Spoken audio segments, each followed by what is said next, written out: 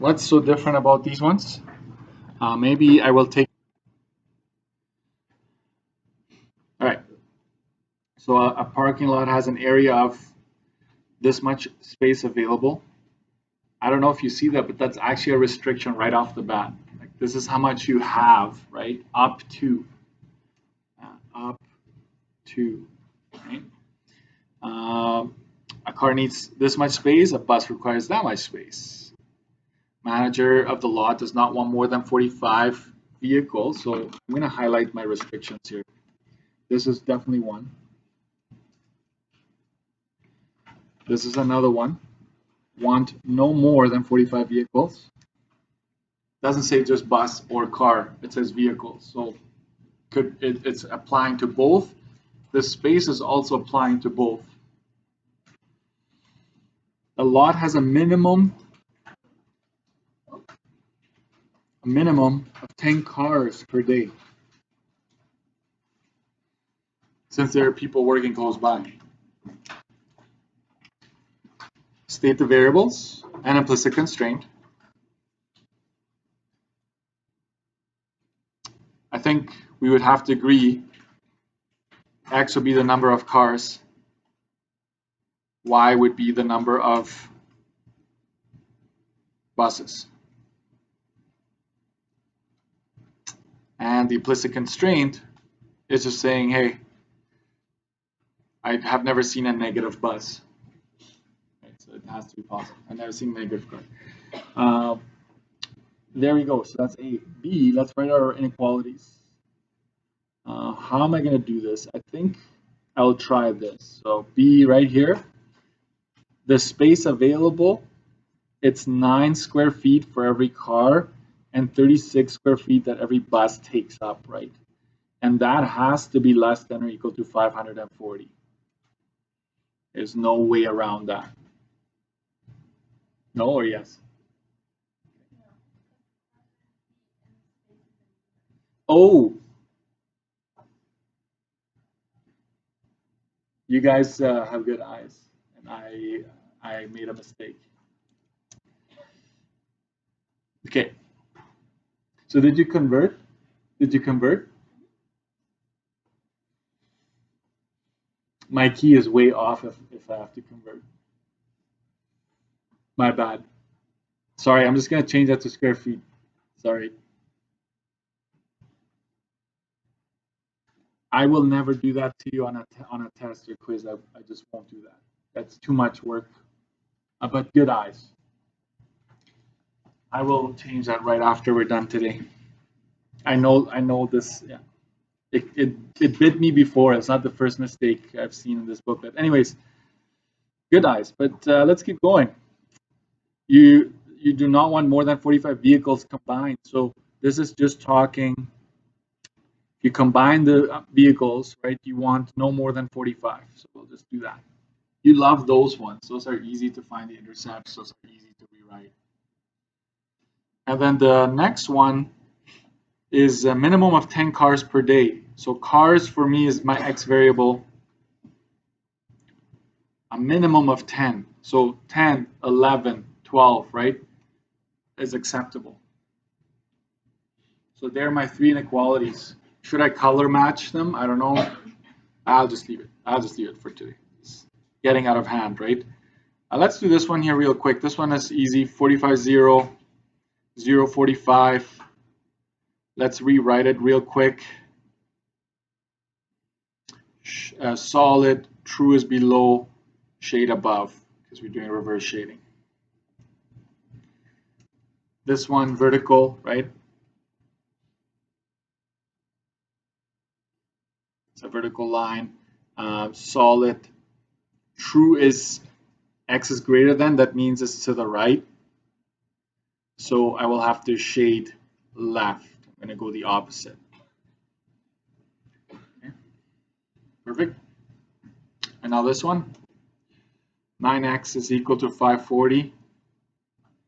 Divide by 9. X is equal to 60. 60, 0. 36y is equal to 540.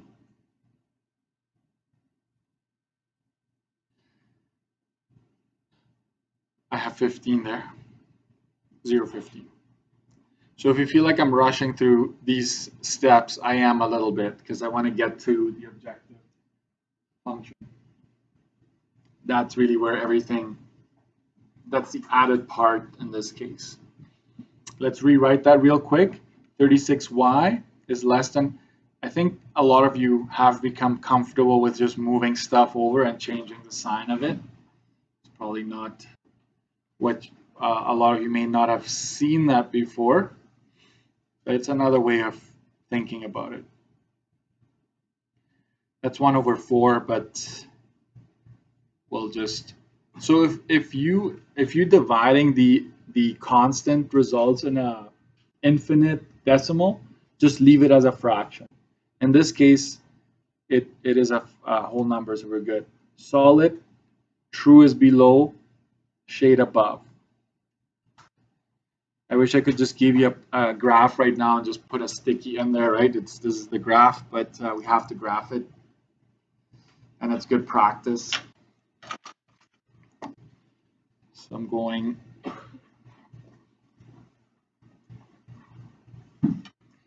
oof, that doesn't look straight. Let me try again. A grid would have been nice next time.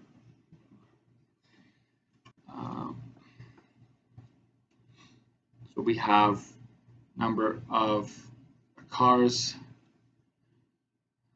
buses. I have 60, 45. So if I go out to 60, I'm fine. 10, 20, 30, 40, 50, 60, 70. I'm going to go 70 just to go a little past. Y, it's 15 here, 45. So if I go to 50, I'm fine.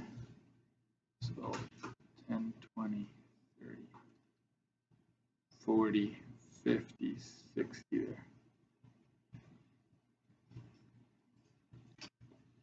So about the same scale. So I'm going to graph the first one. 60, 0, 0, 15 is right there.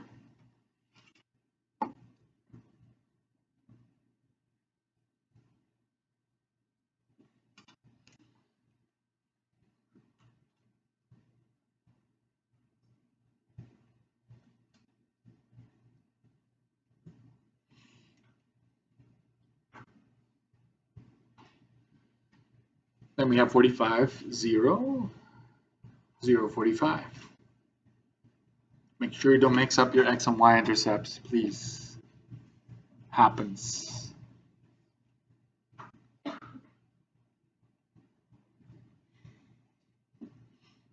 And my vertical line goes through 10.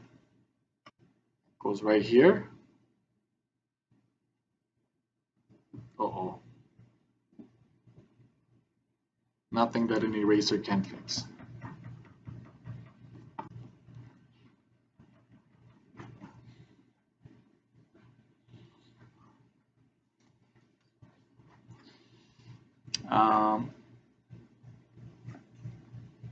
X is greater than or equal to 10. I need to relabel this one. That's x plus y is less than or equal to 45. Now we're talking.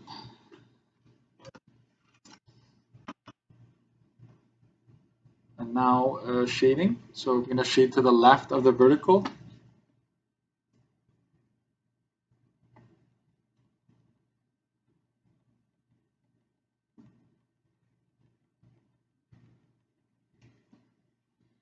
We're going to shade above both of the diagonal lines. See how easy it is once you determine that beforehand? Now you're not like, what? Where was this again, right? You tell yourself right away. So both of the diagonals are shaded above, so that's fairly simple, right?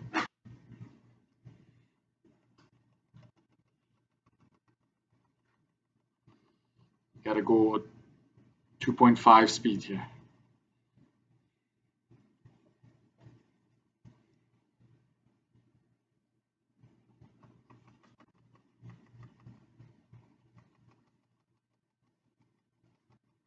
There we go.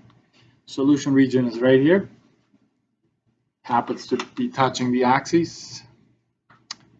So 1, 2, 3, 4, right? There's 4. There's a solution polygon. Same thing. We're supposed to do that. So I'm just going to go POIs here. Let's do the ones we can read. 10, 0 and 45, 0. Just read those. And we're going to find these two here. I know that this one here has X value of 10. So there's no surprises there. I'm just going to give you those numbers today. So you get 10, 12.5, and you get this one here is an exact number. Where is it again? 40. It's 45. Okay. This is calculator. Oops, and I need to round this one to 10, 13.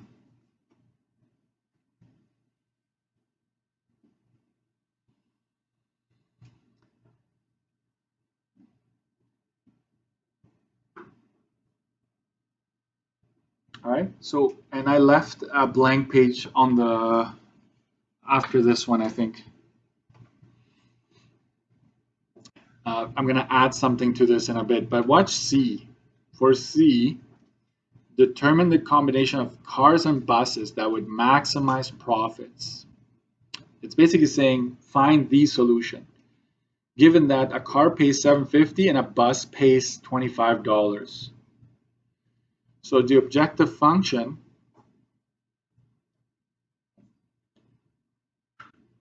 watch this, for profit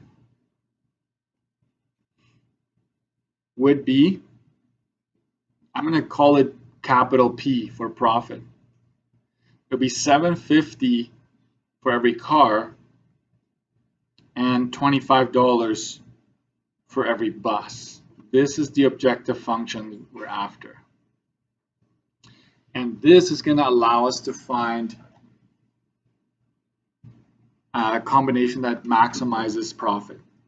So we use these and plug them in here to figure out that answer. So P, so we go 10, 0, plug that in. P is equal, and I allow you to just do this, right? 25 is going to be 25 times 0, so it just ends up being 7.5 times 10, which is 75. Then you have 45, 0. You plug that into the objective function. It's 7.5 times 45. That gives you 337.50. And then 10, 13.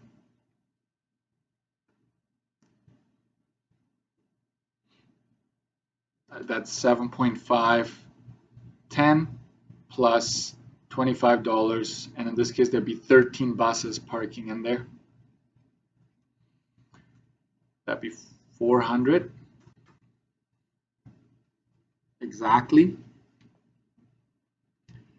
And the last one is 40 cars and 5 buses.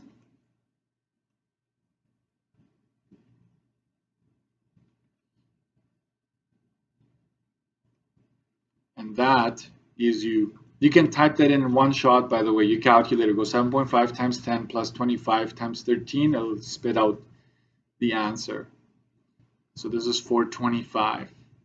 Sometimes they're really close, these numbers, right? So you got to watch out. So this will maximizes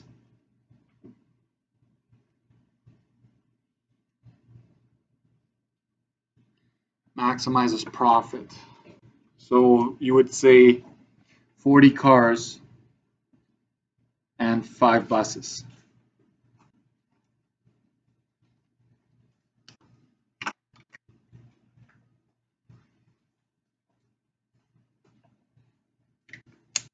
This is the new part right here. But I left a blank page for a reason. want to get to that before we end today.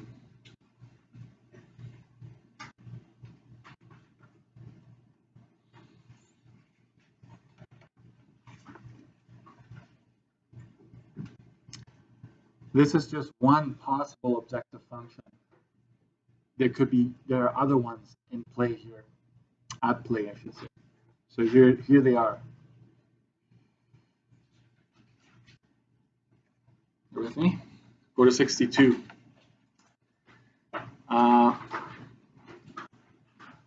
Objective function for space available. Like if I asked you, hey, write an objective function that would allow you to find out the maximum space, I will call that S for space. And if you recall, it takes 9 square feet for a car, 36 for a bus. This would be it. It's a function, it's not an inequality. So you could plug in the POIs here and you would say, you know, maybe the owner wants to minimize the space that is being used up. So you would plug in your POIs to this one, and whichever one gives you the lowest number is the one. Next, objective function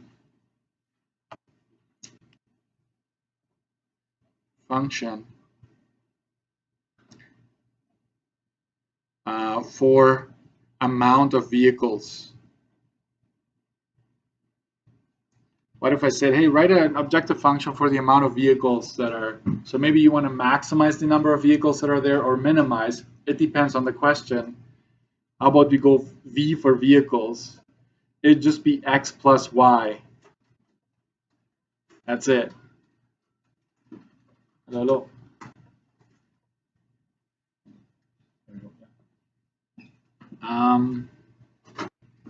That's it. Homework. I'll give you one question to try, just one. Try one question for tomorrow. That would be found on page 63. I will also post 64 though. 63 is a little different. 64 has is jobs, working hours at different jobs.